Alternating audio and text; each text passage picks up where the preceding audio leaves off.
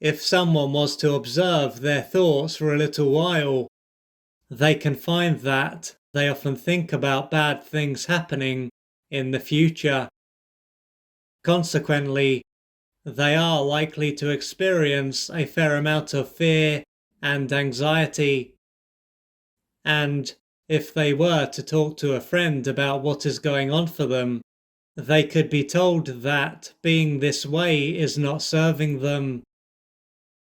This friend could also suggest that they start to focus on positive things taking place. What this friend could make clear is that what they imagine not only has an impact on how they feel, but it also has an effect on their life. Therefore, if they constantly focus on negative things happening to them, they are going to experience negative things, and vice versa.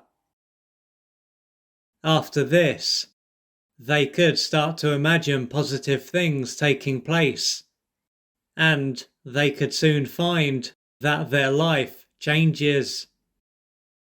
At the same time, they could make an effort to be more positive, but they could soon go back to how they were before.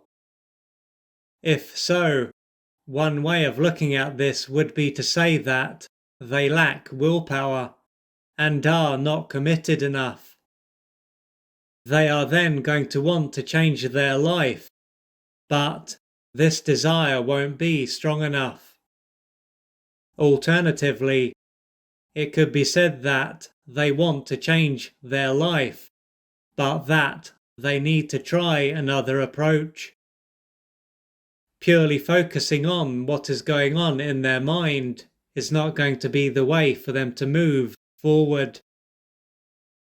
What this comes down to is that although the mind is usually the point of focus, when it comes to making changes, this is not the only part of the brain that plays a part in how they experience life. In addition to this part of them, there is the impact that their limbic system and brainstem have.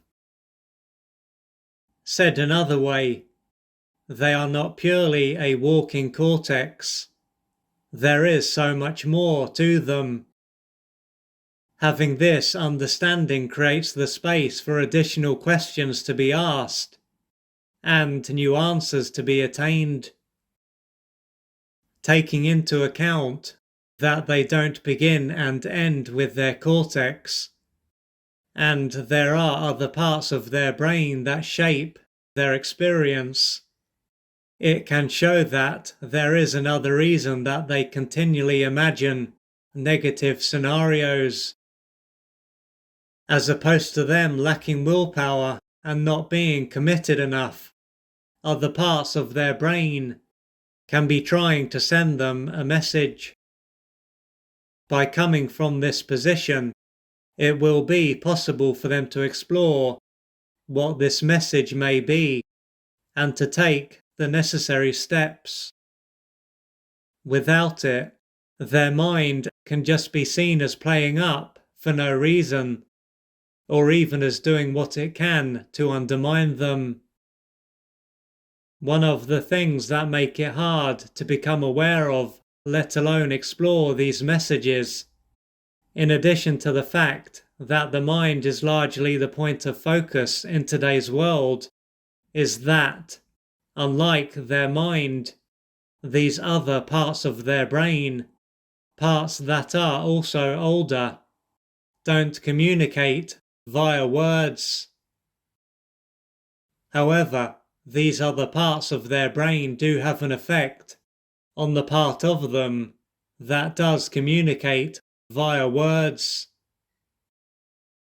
Taking this into account, if their mind is continually causing them to imagine negative scenarios, what needs to be looked into is what is going on in the other parts of their brain.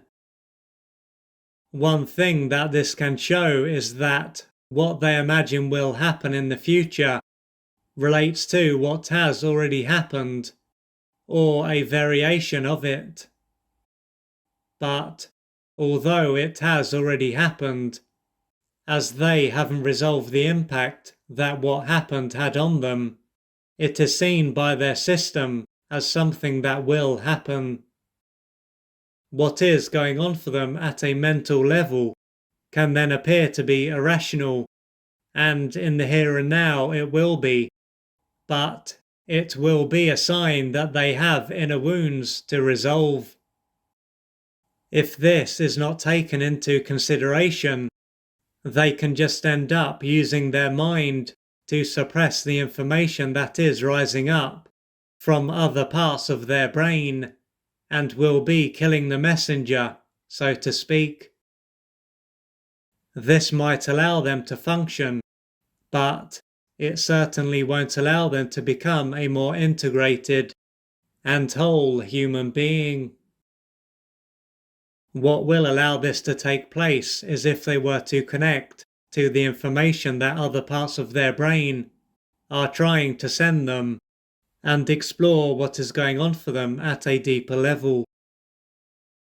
For example, if they often imagine being left, they could soon find that they were often left throughout their formative years. Or they could find that they often imagine their life coming to an end, and once again, this could be how they often felt as a child. This illustrates how their brain blocks things out to protect them, causing them to be unaware as a result.